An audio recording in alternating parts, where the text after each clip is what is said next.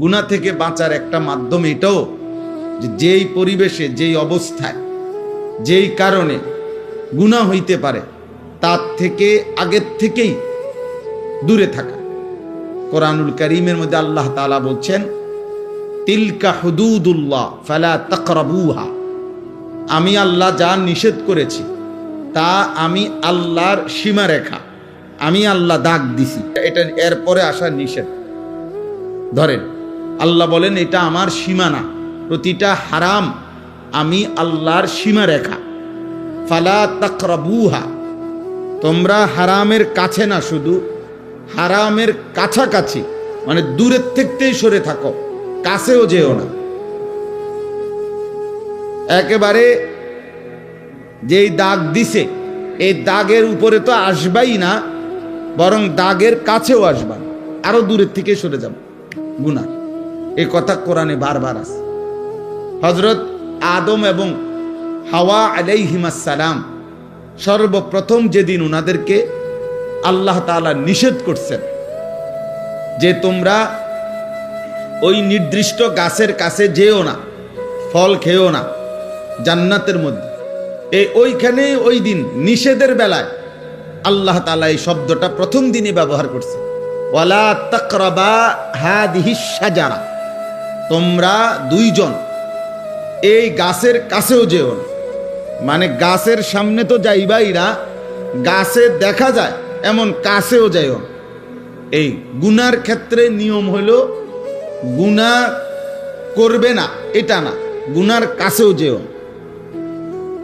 ওয়ালা তাকরাবুজ জিনা, এই যে কোরআনের শব্দ, তোমরা জিনা হইতে পারে ব্যভিচার, মানে লজ্জাস্থানের নাফাক ব্যবহার, লজ্জাস্থান দ্বারা যে কোনো গুনাহ এটাকে জিনা বলে। এরকম কিছু হতে পারে যার দ্বারা, যেই পরিবেশ, যেই কারণে, তো তার কাছেও যেও, আল্লাহ নিষেধ করছে, কাছেও যেও।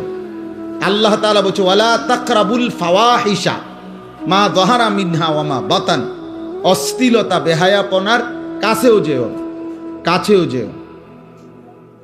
এই জন্য এটা গুরুত্বপূর্ণ, এই শব্দটা বারবার আছে কোরআন শরীফ, ওয়ালা তাকরাবা, ওয়ালা তাকরাবু, কাছেও যেও না, গুনার কাছেও যেতে নাই, গুনার কাছেও যেতে নাই। মায়া জালের মতো গুনাহ, অর্থাৎ গুনার কাছে যদি কেউ যায় তো গুনাহ তাকে টেনে নিয়ে যায়, তাকে আস্তে আস্তে অল্প অল্প করে, একটু একটু করে তাকে গুনার দিকে এগিয়ে নিয়ে যায়। কেউ একদিনেই হয়তো সব গুনায় অভ্যস্ত হয় না।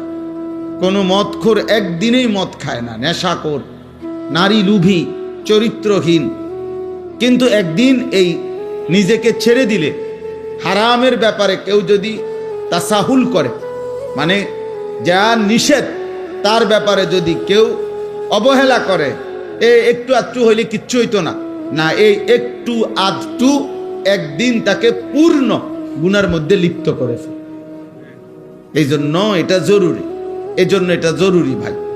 সব সময় যদি মনে করো জীবন মানেই খামখেয়ালি, জীবন মানেই হাসি ঠাট্টা মজাক, জীবন মানেই তামাশা, এটা উচিত না। একজন সুস্থ স্বাভাবিক মানুষের সব কিছু বন্টন করা, বিবেকবান মানুষ বলে তাকে যে তার কর্ম বন্টন করে, কাজ, আমার খাওয়ার টাইম কতক্ষণ, আমার বিশ্রাম কখন, আমার পড়ালেখা কখন, আমার উপার্জনের জন্য ফিকির কখন, আমার নামাজের টাইম কখন, এইভাবে ভাগ কর। নয়তো নামাজের টাইম নির্ধারণ করে কেন যে 7:30টায় এশার জামাত, 4:30টায় আসরের জামাত, এরকম টাইম ঠিক করে কেন? আল্লাহ তাআলা মানুষের কাজকে সময়ের সাথে বন্টন করে দিছে, বন্টন করে দিছে। হযরত আব্দুল্লাহ ইবনে মাসউদ রাদিয়াল্লাহু তাআলা আনহু তিনি বলতেন যে আমি আমার হায়াতের ওই মিনিট, ওই সেকেন্ডকে অনর্থক মনে করি যে সেকেন্ড আমার আখিরাতের কোনো কিছু অর্জন হয় নাই। তিনি বলতেন আমি আফসোস করি আমার ওই সময়টুকুর জন্য, যে সময়টুকু আমি আমার পরকালের জন্য কোনো পুঁজি সংগ্রহ করতে পারিনি। কোরআনুল কারীমের মধ্যে আল্লাহ তাআলা সময়কে ভীষণ গুরুত্ব দিয়েছেন, আলাদা আলাদা করে। ওয়াল ফজর, আল্লাহ তাআলা বলছেন আমি আল্লাহ, এই ছেলে কি ব্যাপার দোস্ত, ফাজলামি করো নাকি? আরে কি মস্কারি করো না? বিষয়টা কি কোনো পাত্তা দিলা না নাকি? হে আবার ওর লগে রসিকতা করে। আরে তুমি কি আমারে দেখো নাই আর কোনোদিন? সাবধান, তোমার চলে যাওয়ার অনুমতি আছে আব্বা। তুমি বাইরে গিয়া লাফাও, নইলে 2 ঠ্যাঙ্গাল গিয়ে দিয়ে আমার কোনো আপত্তি নেই। মোবাইল না, শুধু যেটা মন চেটা, আমি তো অনুমতি দিছি যে যার দরকার হলে সে বাইরে চলে যাক, কোনো সমস্যা নেই। আমি এমনিতেই আসছি, মূলত আজকে আসতে চাই নাই। ফেরদাউস ভাইকে অনেকবার বলছি যে নির্বাচন পর দিন না আসলেই ভালো হয়, এ কথার উপরেই ছিলাম। জুমার আগেও, গতকালকেও, তার আগের দিনও জুমার নামাজে দাঁড়াইছি। আর আমি আজকে নামাজ যখন পড়াইতেছি জুমা, আমার কেন জানি নামাজের সময় কথাটা মনে হয়েছে যে ওনারা যে নিষেধ করতেছি, যদি উনি রাগ করে। ও মকবুল ভাইরে নামাজের আগেও বলছি যে আসবো না, কিন্তু নামাজ অবস্থা হঠাৎ এই কথাটা 1 মিনিট আমার মনে হয়েছে যে যদি উনি রাগ করে। তো আবার নামাজের পরে ড্রাইভাররে বললাম, আবু বকর ভাই আবার ফোন দেন, না যামু। এই হলো হালাত। এই জন্য দোস্ত, আমি ব্যক্তিগতভাবে এটা পছন্দ করি না, এবং আমি এই ব্যাপারে কঠোর। আমি শ্রোতা একজন হোক, কিন্তু গাফেল মানুষকে বলতে রাজি না, অমনোযোগী মানুষকে আমি বলতে রাজি না। যে কলস আল্লাহ রসুল সাল্লাল্লাহু আলাইহি সাল্লাম বলছেন, যে কলসি উল্টানো, এই যে মনে করেন এই পানির বোতল, এটা যদি উল্টানো হয় এভাবে, তাহলে এখানে আটলান্টিক মহাসাগরের পানি ঢাললেও এটা পুড়বে না। কেন? এটা উল্টানো। এই জন্য যেই দিল উল্টানো, যেই দিল গাফেল, ওইটার কাছে যদি 30 পারা কোরআনও বাইটটা দেওয়া হয়, সে তো এটা উল্টাইয়াই রাখছে, কাম হইত না, আর কোনো পরিবর্তন হবে না। কারণ সে তো কথার প্রতি কোনো মনোযোগই নাই তার।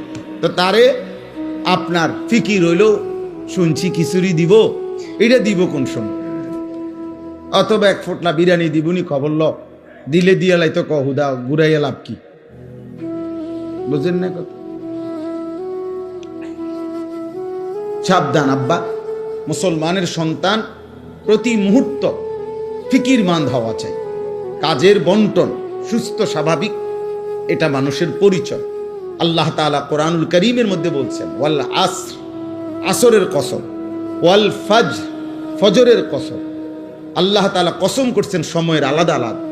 ওয়াল লাইলি ইদা ইয়াগশা, কসম করছি রাত্রির যখন তা পূর্ণ অন্ধকার হয়। এই যে আল্লাহ বলছেন ওয়ান নাহারি ইদা জাল্লাহা, কসম করছি দিনের যখন তা পূর্ণ আলোকিত হয়। এভাবে রাতের কসম করেছেন, দিনের কসম করেছেন, ফজরের কসম করেছেন, আসরের কসম করেছেন। ওয়ালায়ালিন আশরিন, 10 রাত্রির জিলহজ্জের আল্লাহ বলছেন কসম করছি। ওয়াদ্দুহা, সকালবেলার সূর্য যখন পূর্ণ আলোকিত হয়, ওই আলোকিত পূর্ণ সূর্যের ওয়াক্ত সময়ের কসম। ওয়াল্লাইলি ইদা সাজা, রাত্রি যখন পূর্ণ অন্ধকার হয়, ওই সময়ের কসম। আল্লাহ তাআলা এইভাবে কখনো গভীর রাতের কসম, কখনো সন্ধ্যা রাতের কসম, কখনো ভোরের আলোর কসম, কখনো ফজরের ওয়াক্তের কসম, কখনো আসরের ওয়াক্তের কসম, কখনো 10 রাত্রির কসম। এভাবে আলাদা আলাদা সময়ের কসম করে আল্লাহ বলছে, বান্দা সময় তোমার জীবনে প্রতি ঘন্টা, মিনিট, সেকেন্ড 100 ভাগ মূল্যবান, 100 ভাগ মূল্য। অ্যাম্বুলেন্সের পিছনে অনেক সময় লেখা থাকে, অনেক অ্যাম্বুলেন্সের পিছনে লেখা থাকে যেখানে প্রতিটি মুহূর্ত মূল্যবান। অর্থাৎ এই কারণে অ্যাম্বুলেন্স সর্বোচ্চ প্রায়োরিটি। রাস্তায় চলতে গেলে অ্যাম্বুলেন্সকে সর্বোচ্চ কি দেওয়া হয়? ছেড়ে দেওয়া হয়, যত জ্যাম হোক, যত ঝামেলা হোক। কারণ এখানে রুগীর প্রতি সেকেন্ড মূল্যবান। 1 সেকেন্ড দেরির কারণে রুগীটা মারা যাবে। এই জন্য যেখানে প্রতি মুহূর্ত মূল্য। আরবি কিতাব আছে, আরবি ভাষার প্রবাদ, আল ওয়াক্তু আনফাসুন লা তাউদু, সময় নিঃশ্বাসের মতো, যার কখনো ফিরে আসে না। কোনো নিঃশ্বাস মানুষের আর ফিরে আসে না। এটা দ্বিতীয় নিঃশ্বাস, ওটা তৃতীয় নিঃশ্বাস, আগেরটা না। কোনো সেকেন্ড আর আসে না, এটা তো চলে যাওয়ার সেকেন্ড। ইমাম শাফিঈ রাহমাতুল্লাহ আলাইহি বলছেন যে আমাদের জীবনে আছে কি, যে ওয়াক্ত চলে গেছে সে তো চলেই গেছে, যে ওয়াক্ত আসবে সে তো আমি জানি না আমার জন্য আসবে কিনা, কাজেই সময় আমার কতটুক এই মুহূর্তটাই।